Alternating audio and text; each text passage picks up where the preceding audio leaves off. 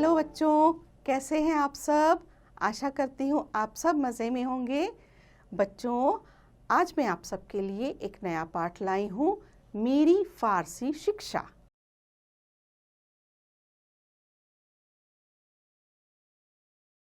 जब मैं 5 या 6 बरस का हुआ तो मेरा अक्षरारंभ कराया गया था। उस समय की प्रचलित प्रथा के अनुसार मौलवी साहब ने बिस्मिल्लाह के साथ मेरा अक्षरारंभ कराया था। बच्चों, इस पंक्ति में एक नया शब्द आया है, अक्षरारंभ। अक्षरारंभ का अर्थ होता है जब कोई छोटा बच्चा पहली बार अपनी पुस्तक में लिखना शुरू करता है, यानी अक्षर बनाना शुरू करता है, उसे कहते हैं अक्षरारंभ। जिस दिन आरंभ हुआ था उस दिन सबको मिठाई बांटी गई और हम 3 विद्यार्थियों को मौलवी साहब के सुपुर्द कर दिया गया। एक मैं और 2 मेरे कुटुंब के चचेरे भाई। हम तीनों में यमुना प्रसाद जी सबसे बड़े थे। वे ही हम सबके लीडर थे। वे हमेशा खेल और शैतानियों में सबसे आगे रहते थे। उनके एक चाचा, जो मेरे भी चाचा थे, बड़े मजाक पसंद थे। मेरे पिताजी के छोटे भाई होने के कारण उनमें पिताजी के कई गुण थे। उन्हें घोड़े की सवारी बहुत भाती थी और वे बंदूक तथा गुलेल चलाना भी बहुत अच्छी प्रकार जानते थे। वे फारसी के ज्ञाता थे और शतरंज भी अच्छी प्रकार जानते थे। जो मौलवी साहब हमें पढ़ाने आए वे बड़े विचित्र आदमी थे। बलदेव चाचा के मजाक के लिए मौलवी साहब उपयोगी साधन बन गए थे। चाचा मौलवी साहब को तरह तरह की बातें सुनाते और उनसे बढ़ा चढ़ाकर बातें करते हुए कहलवा लेते कि वह हर काम जानते हैं और कर सकते हैं। मौलवी साहब इस बात का भी दावा करते कि वे शतरंज खेलना बहुत अच्छे से जानते हैं, परंतु मैंने उन्हें बलदेव चाचा से जीतते हुए कभी नहीं देखा। वे हमेशा शतरंज में हार जाते थे। हम सब बच्चे बड़े कौतूहल से इन मजाकों को देखते थे। बच्चों, इस पंक्ति में एक नया शब्द आया है, कौतूहल। कौतूहल का अर्थ होता है एक्साइटमेंट। बड़ी जिज्ञासा होती है ना, क्या हुआ क्या हुआ। कौतूहल का मतलब वही होती है। परंतु हम सबके लिए बड़ी मुश्किल थी। कोई भी हंसने का मौका आ जाए तो भी मौलवी साहब के सामने हमारे लिए हंसना मुश्किल होता था। एक दिन की बात है, बलदेव चाचा ने मौलवी साहब को बताया कि बाग में बंदर आ गए हैं और बंदरों को गुलेल मारकर भगाया जा सकता है। बस इतना सुनना था कि मौलवी साहब ने अपनी तारीफ के पुल बांधने शुरू कर दिए। वे बोले कि वे गुलेल चलाने में माहिर हैं। बलदेव चाचा सब समझ गए, परंतु फिर भी मजाक के लिए वे उन्हें बाग में ले गए। गुलेल और गोली मौलवी साहब के हाथों में देकर चाचा बोले कि खूब खींचकर बंदर को मारिए।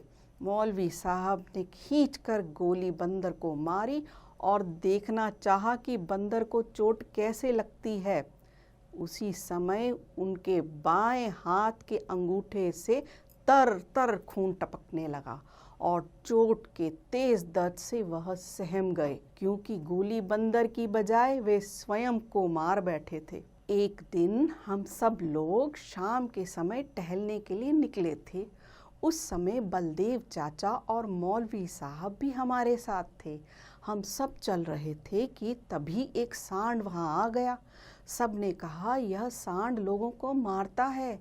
यह सुनकर हम सब रुक गए, परंतु मौलवी साहब कहाँ डरने वाले थे। वे अपनी बहादुरी का बखान करते हुए बेखौफ आगे बढ़े। बच्चों, इस पंक्ति में एक नया शब्द है, बेखौफ। बेखौफ का अर्थ होता है बिना डरे। तभी सांड ने उन्हें सींग से उठाकर पटक दिया।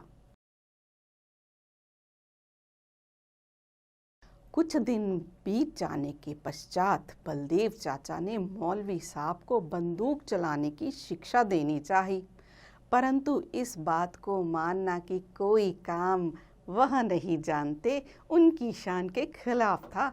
इसीलिए उन्होंने साफ साफ शब्दों में कह दिया कि वह अच्छा निशाना लगा सकते हैं। इतना कहकर उन्होंने बंदूक उठाई और चल दिए। कुछ ही दूरी पर एक ऊंचे दरख्त पर उन्हें एक गिद्ध बैठा नजर आया। बच्चों, इस पंक्ति में एक नया शब्द आया है, दरख्त। दरख्त का अर्थ होता है पेड़, वृक्ष। गिद्ध काफी ऊंचाई पर था, अतः बंदूक खड़ी करके ही निशाना लगाया जा सकता था। मौलवी साहब ने पहले कभी बंदूक नहीं चलाई थी। उन्होंने खड़ी बंदूक को सीने पर रखकर जैसे ही घोड़ा दबाया, वैसे ही गिद्ध के स्थान पर मौलवी साहब ही गिर पड़े। तब चाचा ही उन्हें उठाकर घर तक लाए थे। इस प्रकार के हंसी मजाकों के बीच ही हम सब फारसी पढ़ रहे थे। कुछ महीनों बाद मौलवी साहब चले गए। दूसरे मौलवी साहब को बुलवाया गया। वे बहुत गंभीर थे और अच्छा पढ़ाते थे। अब हफ्ते में 5.5 दिन फारसी पढ़ाई जाती थी। बृहस्पतिवार की दोपहर के बाद शुक्रवार की दोपहर तक फारसी से छुट्टी रहती थी और उस समय गिनती सीखते थे। खेलने कूदने के लिए भी समय दिया जाता था। उन दिनों हम बहुत सवेरे उठकर मौलवी साहब के पास जाते थे। वो वहीं एक कोठरी में रहते थे। कोठरी के सामने आंगन में तख्त पोश पर बैठकर हम पढ़ा करते थे।